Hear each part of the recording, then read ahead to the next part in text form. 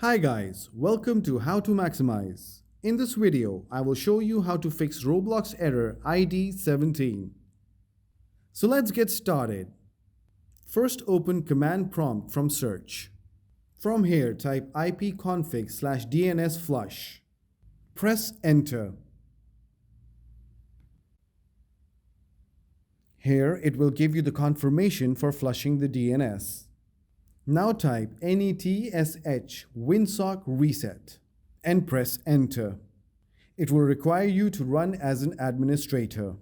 Now go to Control Panel. Press on Network and Sharing. Now press on your Wi-Fi option. Now press on Properties from your Wi-Fi option. Check and uncheck your internet protocols. Now press on Properties. Now put in the DNS server address. Here I'm filling mine according to my DNS requirements. Press OK. Now restart your PC.